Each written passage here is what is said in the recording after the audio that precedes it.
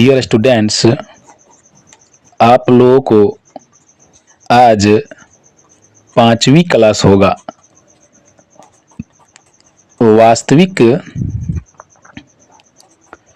संख्याएं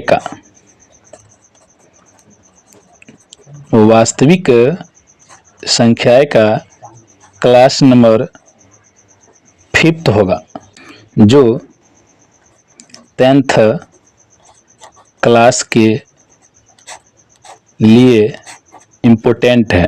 ये आपका अध्याय 1 है, जो कि आपको बिल्कुल ही डिटेल में पढ़ाया गया है। अगर आप लोग हमारे वीडियो जो भी क्लास किए हैं, 4 क्लास अभी किए हैं इससे पीछे, अगर आप ये चारों क्लास देख लेते हैं और आगे जितना भी क्लास देंगे आप लोगों को बहुत ही डिटेल के साथ देंगे और बिल्कुल जीरो लेवल से देंगे। इसीलिए आप लोग मेरा जितना भी क्लास आते हैं पूरे अटेंड कीजिए। चलिए, आप लोगों को क्लास नंबर 5, आज का जो क्लास है आपका 5वीं क्लास है, यानी ये वीडियो नंबर मेरा 5 है, जो आप लोगों को हम वास्तविक संख्याएं पढ़ा रहे हैं।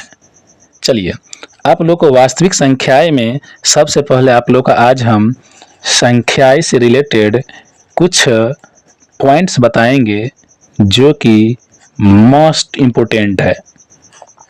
चलिए, जो संख्याएं है ये आपका 2 प्रकार के होते हैं। पहला है वास्तविक संख्या, जो पहला आपका संख्या है वास्तविक संख्या, और दूसरा है आपका अवास्तविक संख्या। जो आपका वास्तविक संख्या है ये भी आपका 2 प्रकार के होते हैं। चलिए डियर स्टूडेंट्स, थोड़ा आप लोगों को हम संख्याएं समझाते हैं, बहुत ही इजी से समझा देते हैं, जो आप लोग समझ जाइएगा। जो संख्या होता है वह 2 प्रकार के होती हैं। पहला वास्तविक संख्याएं और दूसरा है अवास्तविक संख्याएं। ओके, जो वास्तविक संख्याएं हैं ये परिमेय और अपरिमेय से मिलके बना है वास्तविक संख्याएं। ओके, जितना भी पूर्णांक है सभी परिमेय हो सकता है, जितना भी पूर्ण है सभी पूर्णांक और परिमेय हो सकता है, जितना भी प्राकृतिक संख्या है वह पूर्ण संख्या हो सकता है, जितना भी सम, विषम, अभाज्य और भाज्य है वह प्राकृत संख्या हो सकते हैं। इसका कहने का मतलब एक ही है, और उतना आप लोगों को कहानी नहीं समझना है। आप लोगों को नीचे से अगर ऊपर पूछे, अगर आपको नीचे से ऊपर की तरफ पूछे तो सत्य होगा, बिल्कुल और बिल्कुल सत्य होगा। ओके, अगर आपको नीचे से ऊपर की तरफ पूछे, आपको तो बिल्कुल ही सत्य होगा। क्या होगा? सत्य होगा। क्या सत्य होगा? अगर आपको पूछेगा, अगर आपको पूछेगा सम संख्या, विषम संख्या, भाज्य संख्या और भाज्य संख्या प्राकृतिक संख्या हो सकता है, पूर्ण संख्या हो सकता है, पूर्णांक हो सकता है, परिमेय हो सकता है, वास्तविक हो सकता है, तो इसका उत्तर होगा हाँ, सत्य है ये कथन। इसका मतलब ये नहीं जो सम और विषम, अभाज्य और भाज्य है, जो प्राकृत होगा, पूर्ण भी होगा, पूर्णांक भी होगा और परिमेय भी हो सकता है। अब आप कहिएगा जो अपरिमेय भी हो जाएगा, तो नहीं डियर, जो अपरिमेय है उसका रास्ता अलग है। और ये मेरा ये कहने का मतलब नहीं है जो हम दूसरे रास्ता पे चले जाएंगे।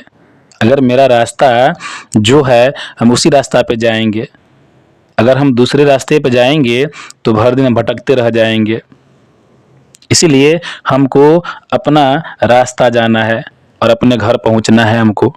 इसीलिए जितना भी प्राकृतिक संख्याएं हैं सभी पूर्ण संख्या है। प्राकृतिक संख्या पूर्णांक भी हो सकता है, प्राकृतिक संख्या परिमेय भी हो सकता है, जितना भी परिमेय है वास्तविक भी हो सकता है, लेकिन वास्तविक परिमेय और अपरिमेय नहीं हो सकता है। लेकिन वास्तविक संख्याएं जो है परिमेय और अपरिमेय नहीं हो सकता है। ओके, जितना भी पूर्ण संख्या है पूर्णांक हो सकता है, जितना भी पूर्ण है परिमेय हो सकता है। आपको एक ही चीज ध्यान रखना है, हमको नीचे से ऊपर की तरफ कुछ भी पूछेगा तो वह सत्य होगा। ओके, अगर हमको ऊपर से अगर नीचे की तरफ पूछेगा तो ये आपका असत्य होगा। डियर, आपको अगर पूछे परिमेय संख्या पूर्णांक हो सकती है तो ये असत्य होगा। हम ऊपर से नीचे आ रहे हैं तो ये आपका असत्य कथन होगा। अगर हमको पूछेगा वास्तविक संख्या परिमेय हो सकती है या वास्तविक संख्या अपरिमेय हो सकती है तो ये आपका असत्य है। ये क्यों? क्योंकि हम ऊपर से नीचे की तरफ आ रहे हैं। सभी परिमेय संख्या और अपरिमेय संख्या वास्तविक संख्या हो सकती है, लेकिन वास्तविक संख्या जो है वह परिमेय और अपरिमेय नहीं हो सकती है। इसीलिए चाहे सम, विषम, अभाज्य और भाज्य या प्राकृतिक, पूर्ण और पूर्णांक, परिमेय कुछ भी पूछे, नीचे से पूछ रहा है ऊपर की तरफ तो ये बिल्कुल सत्य होगा। जो आपका पूर्णांक है वह परिमेय संख्या हो सकता है, वास्तविक भी हो सकता है, क्योंकि जो पूर्णांक है परिमेय हो गया तो भाई परिमेय तो वास्तविक हो सकता है ना। इसीलिए चलिए, विषम प्राकृतिक हो सकता है, सम प्राकृतिक हो सकता है, भाज्य प्राकृतिक संख्या हो सकता है, भाज्य भी प्राकृतिक संख्या हो सकता है। जितना भी प्राकृतिक संख्या है वह पूर्ण संख्या भी हो सकता है। जो भी पूर्ण संख्या है पूर्णांक भी हो सकता है, जो पूर्णांक है परिमेय भी हो सकता है, जो परिमेय है वह वास्तविक संख्या भी हो सकता है। जो वास्तविक संख्या हो गया वह तो संख्या कहलाएगा ही। और अगर हमको ऊपर से नीचे की तरफ पूछेगा कुछ भी तो वह असत्य होगा। जैसे में अगर हमको पूछ दे सभी पूर्णांक पूर्ण संख्या है तो असत्य होगा। अगर हमको पूछ दे सभी पूर्ण संख्या प्राकृतिक संख्या हो सकती है तो ये भी असत्य होगा। अगर हमको पूछ दे सभी प्राकृतिक संख्या सम, विषम, अभाज्य और भाज्य हो सकता है, ये भी बिल्कुल असत्य है। ओके, चलिए आप लोगों को समझ में आ गया होगा। अगर नहीं समझ में आया तो आप लोग वीडियो को रिपीट करके दोहरा करके जरूर देख ले। ओके, पॉइंट नंबर 15 जो 15 है, आप लोगों को पॉइंट नंबर 14 तक आप लोगों को वीडियो नंबर 4 तक बता दिए हैं। चलिए, ये आपको पॉइंट याद रखना है। दो क्रमागत संख्याओं, जो आपको हम पॉइंट नंबर 15 जो बताए हैं, ये कोई हार्ड नहीं है। ये आपको बिल्कुल इजी है। आपको एग्जाम में ये डायरेक्ट पूछ सकता है। दो क्रमागत संख्याओं के वर्गों, देखिए क्रमागत संख्या तो ली है यहाँ पे हम, यहाँ पे 15 है, 15 के बाद क्या आता है 14 आता है, 15 के बाद 14 आता है ना, तो क्रमागत तो है ये। तो दो क्रमागत संख्या यहाँ पे दिया है और क्या बोल रहा है, दो क्रमागत संख्याओं के वर्गों का अंतर। देखिए डियर स्टूडेंट्स, जो आपको यहाँ पे दो क्रमागत संख्या दिया है, 15 के बाद 14 दिया है यहाँ पे, दोनों के वर्गों कर दिए हैं, दोनों के वर्ग करने के लिए बोल रहा है यहाँ पे वर्गों का अंतर, तो दोनों का वर्ग कर दिए हैं और बीच में अंतर का भी चिन्ह लगा दिए हैं। तो क्या बोल रहा है, एक विषम संख्या होगा।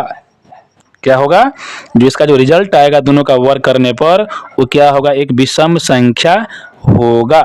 और क्या बोल रहा है यहाँ पे, और वह दोनों संख्याओं के योगफल के बराबर होगा। देखिए डियर, जो आपको दो क्रमागत संख्या दिया है यहाँ पे 15 और 14 दोनों का वर्ग किए हैं और उसका बीच में अंतर भी बोल रहा है, यहाँ पे वर्गों का अंतर बोल रहा है, तो वर्ग तो कर दिए हैं, इसका अंतर भी कर दिए हैं, और इसका जो भी रिजल्ट आएगा वो विषम संख्या होगा, एक विषम संख्या होगा। मगर कैसे होगा, जो दोनों संख्या दिया है ना, दोनों संख्या को जोड़ दो, इसका आंसर आ जाएगा। और 20 और 19 ये आपका क्रमागत संख्या है, दोनों का अंतर भी कर दी है वर्ग करके, और जो भी रिजल्ट आएगा इसका एक विषम संख्या ही आएगा। मगर देख लीजिए आएगा कैसे, तो दोनों संख्याओं के योगफल के बराबर होगा, वहीं यहाँ पे लिखा गया है, और वह दोनों संख्याओं के योगफल के बराबर होगा। दोनों संख्या जो दिया है ना आपको, उसको जोड़ दीजिए, 9 2 और 1 3। समझ में आया कि नहीं। चलिए इसी को आप लोग हम डिटेल में भी आंसर ला के दिखाते हैं। जैसे में देख लीजिए आप, ये जो आपको दिया है पहला 15 का स्क्वायर माइनस 14 का स्क्वायर, एक फार्मूला आता है a का स्क्वायर माइनस b का square is equal to a plus b और a माइनस b। देखिए ये आपका एक फार्मूला है, फार्मूला आपको याद होना चाहिए, फार्मूला से क्वेश्चन आपका आसान हो जाता है। जो दो संख्या दिया है a और b, दोनों का स्क्वायर का अंतर रहेगा, तो इसी को दोनों संख्या को एक बार प्लस में लिख देना है और एक बार माइनस में लिख देना है। तो यहाँ पर हमको जो भी क्वेश्चन यहाँ पे दिया पहला नंबर 15 का स्क्वायर माइनस 14 का स्क्वायर, दोनों संख्याओं का वर्ग है, बीच में अंतर है, तो क्या करेंगे, दोनों संख्या को जोड़ देंगे और एक बार घटा देंगे। तो घटाने के बाद क्या होगा, तो इसको अगर जोड़ेंगे 15 और 14 को तो 29 होगा। यहाँ पे आपको घटाएंगे माइनस करेंगे तो 1 होगा, और 29 को 1 से मल्टीपल करेंगे तो 29 ही होगा, वहीं तो यहाँ पे लिखा गया 29। ओके, पॉइंट नंबर 16, जो पॉइंट नंबर 16 है, जिन परिमेय, चलिए डियर आप लोग एक बार पॉइंट नंबर 16 देख लीजिए। जिन परिमेय संख्याओं का हर यानी डिनोमिनेटर 2 या 5 के रूप का हो उसे शांत भिन्न कहते हैं। देख लीजिए इसके हर में केवल और केवल 2 ही है, यानी 2 ही है। 16 को अगर हम लोग पावर के रूप में लिखेंगे तो 2 का पावर 4 होगा। 25 को अगर हम लोग पावर के रूप में लिखेंगे तो 5 का पावर 2 होगा।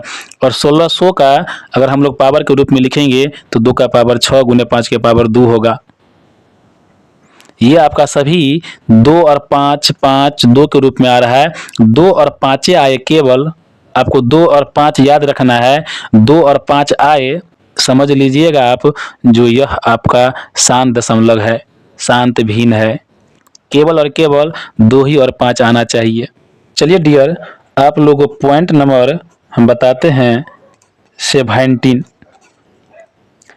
जिन परिमेय, डियर जो आपका पॉइंट नंबर 17 है, ये आपका पॉइंट नंबर 16 से रिलेटेड है। जो आपका पॉइंट नंबर 16 में शांत के बारे में बताया गया है, और जो आपका पॉइंट नंबर 17 है इसमें आपको अशांत के बारे में बताएंगे, या अनवसानी आवृत्ति कहते हैं, इसी के बारे में बताएंगे। देख लीजिए डियर स्टूडेंट्स, जो आपको पॉइंट नंबर 16 बताया गया है शांत के लिए, शांत के लिए क्या बताया गया है, जिसका हर यानी डिनोमिनेटर 2 और 5 के रूप का होगा तो अब तो शांत कहलाएगा। मगर पॉइंट नंबर 17 क्या बताया गया है, जिसका हर 2 और 5 के रूप में न हो उसे अशांत या अनवसानी आवृत्ति कहते हैं। जैसे देख लीजिए आप 11/15, अगर हम लोग हम लोगों को यहाँ पे हर पे ही फोकस करना है, अंश पे फोकस नहीं करना है। हमको यहाँ पे हर पे ही फोकस करना है। तो हर कितना है बताओ तो 15 है। अगर हर आपका 15 है ना, तो इसको अगर हम गुणनखंड करेंगे तो इसका गुणनखंड क्या होगा, 3 गुने 5। डियर, आपको दिमाग में कुछ चला कि नहीं चला? अभी क्या बताए हैं, 2 और 5 के रूप में अगर होगा तब तो वह शांत कहलाएगा, और 2 और 5 के रूप में अगर न हो तो क्या कहलाएगा, ये अशांत या अनवसानी आवृत्ति कहलाते हैं ये। तो यहाँ पे देख लीजिए डियर, 2 और 5 के रूप में ये तो नहीं है, नहीं है। अगर नहीं है तो क्या कहलाएगा, ये तो अशांत कहलाएगा। 11/15 क्या कहलाएगा, ये अशांत कहलाएगा। जैसे में एक और देख लीजिए यहाँ पे 19/200, 19, जैसे देख लीजिए 19 बाय आपका यहाँ पे हो जाएगा 210। चलिए 19/210 को हम लोग क्या लिख सकते हैं बताओ तो? यहाँ पे अगर आपको नहीं हो पाएगा तो 210 है यहाँ पे, उसका अभाज्य गुणनखंड करके तोड़ लीजिए, 2 से लगा लीजिए। यहाँ पे कितना हो जाएगा बताओ, 2 × 2 और 0 5 2 5 10 हो जाएगा। यहाँ पे फिर लगाएंगे हम यहाँ पे कितना से बताओ तो, 3 से कट लग जाएगा यहाँ पे, 3 × 9 3 × 5 15, फिर 5 से लग जाएगा, 5 × 7 35। यहाँ पे हो जाएगा आपका 2 गुने 3 गुने 5 गुने में आपका आ जाएगा 7। तो देख लीजिए 2 और 5 के अलावा भी तो कुछ आ गया इसमें। अगर सिर्फ और सिर्फ इसमें 2 और 5 आएगा तो शांत कहलाएगा। इसमें 2 और 5 के अलावा भी 3 और 7 तो आ गया है यहाँ पे, इसलिए ये शांत या अनवसानी आवृत्ति कहलाएगा। 18 में क्या लिख सकते हैं, 2 गुने 3 के पावर 2 लिख सकते हैं। तो ये तो इसमें तो 2 है, 5 तो नहीं है, और 2 और 5 के रूप में नहीं है तो क्या कहलाएगा, अशांत कहलाएगा। ये भी आपका अशांत है।